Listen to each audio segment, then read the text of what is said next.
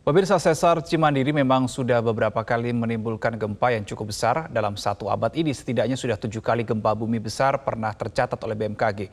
Bahkan tepat 1 dasawarsa silam, tepatnya tanggal 9 September tahun 2012, gempa bumi dahsyat juga memporak-porandakan permukiman di Bogor dan Sukabumi yang tak lain juga dampak daerah pergeseran atau sesar Cimandiri.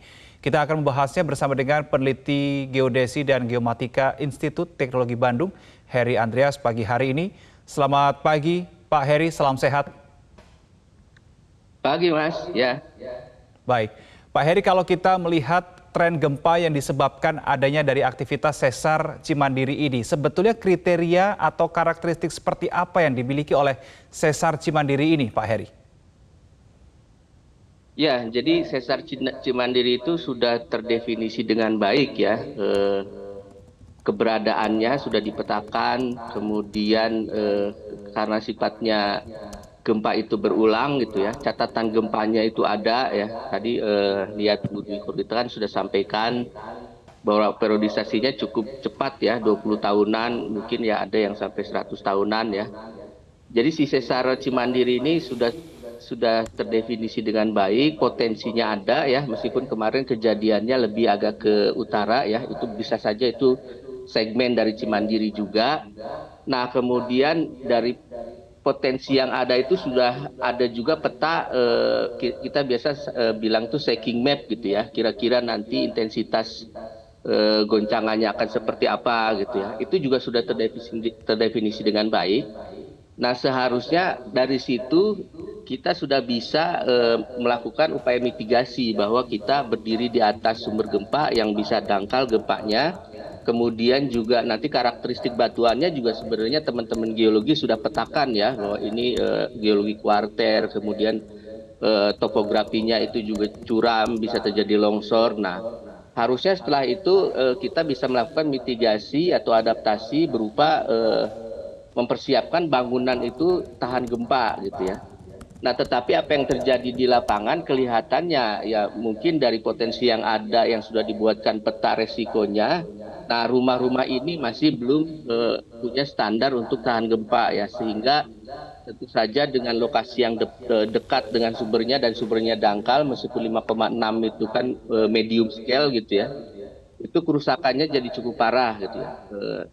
Nah, ini sebenarnya bisa jadi cerminan buat kita ya, bahwa sebenarnya ketika kita sudah mendefinisikan sesarnya dengan baik, potensinya dengan baik, tetapi ya masih kita miss ya atau belum aware di mitigasi terkait dengan struktur bangunan dan kesiapsiagaan ya. Kelihatannya seperti itu ya kondisi saat ini itu di sesar Cimandiri ya. Itu, Mas. Baik. Pak Heri, tadi kalau kita melihat begitu ya, dengarkan dari pernyataan Ibu Dwi Korita mengatakan periode ulangnya dari tahun 1982 sampai dengan 2022 ini setidaknya rata-rata 18 sampai dengan 20 tahun. Lebih cepat begitu dibandingkan dengan periode tahun sebelumnya. Apa yang kemudian menyebabkan periodik ulang gempa ini bisa semakin lebih cepat? Apakah karena ada aktivitas dari sesar Cimandiri ini lebih masif, pergerakannya lebih cepat, atau seperti apa? Ya, yang pertama kita harus bisa pahami dulu bahwa di situ ada beberapa segmen ya, beberapa segmen dari sesar Cimandiri.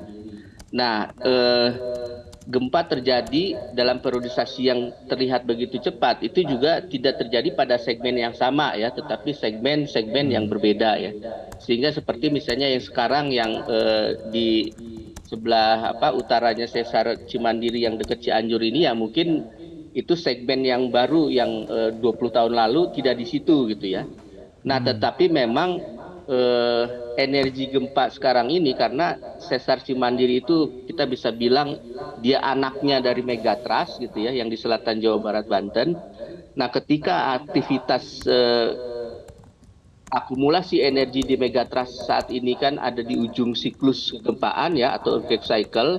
Nah, tentunya ini yang harus juga diperhatikan ya, seperti tadi Pak Ridwan Kamil bilang bahwa ada tren terjadi gempa-gempa yang meskipun skala 5 tetapi lebih banyak gitu ya. Nah, itu mungkin saja karena ada respon dari Megatrust yang energinya sekarang begitu luar biasa, nah akhirnya men-trigger anaknya tadi ya, anak-anak. Jadi sesar itu ya kita bisa bilang itu anak-anak dari subduksi atau Megatrust ya.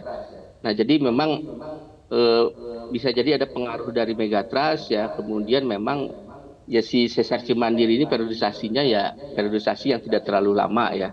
Meskipun harus segmentednya itu memang harus benar-benar dilihat ya.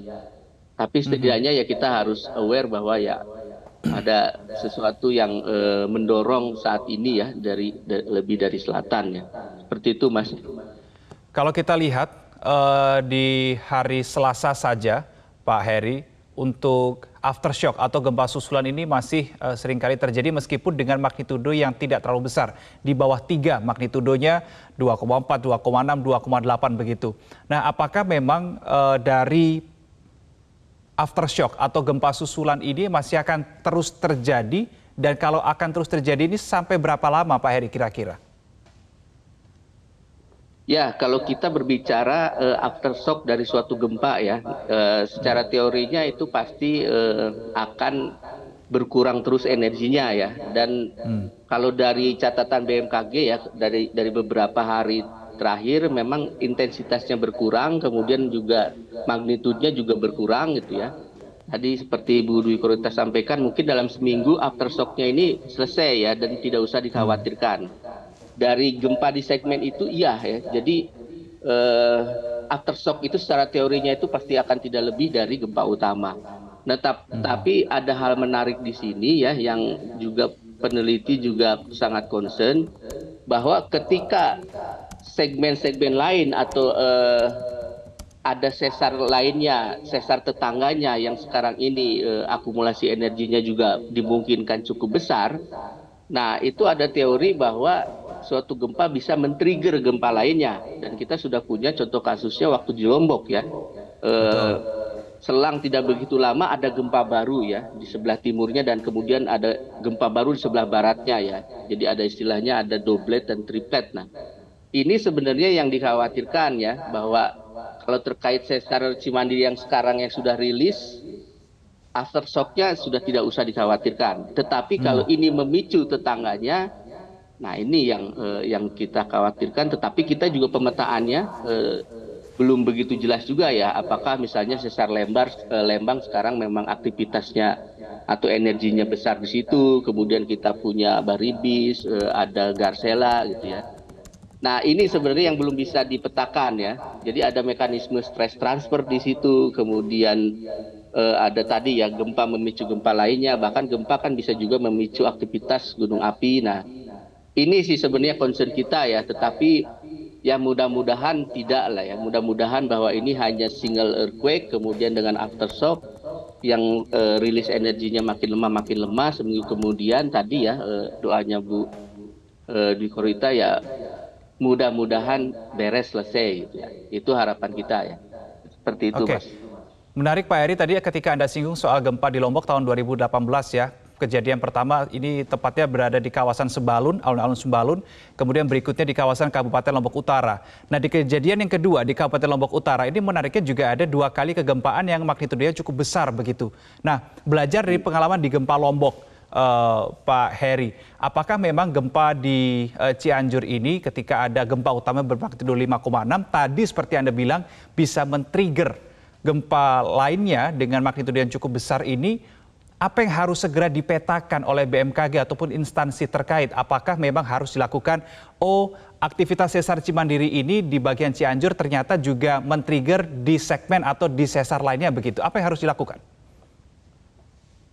Ya, tentunya ya kalau kita punya jaringan monitoring yang bagus gitu ya, itu ada kalau seandainya kita punya jaringan monitoring deformasi yang bagus seperti Jepang atau Amerika gitu ya, kemudian kita punya jaringan seismik yang bagus. Kalau seismik sekarang udah oke lah, tetapi jaringan deformasi kita belum punya. Nah, seandainya kita sudah punya sistem monitoring yang bagus. Nah, kalau gempa yang terjadi sekarang itu kita bisa hitung nanti pola stress transfernya ya. Nanti ada yang namanya static stress transfer gitu ya.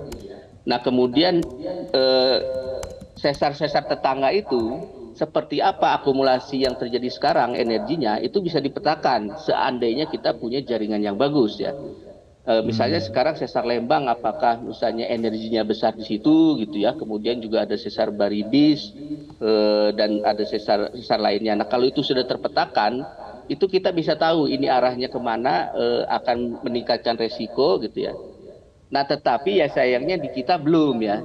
Jadi di kita paling juga masih sifatnya hipotesis bahwa ketika sesar Cimandiri yang sekarang sudah teraktivasi ya kita memang harus meningkatkan kewaspadaan di sesar Lembang mau tidak mau gitu ya.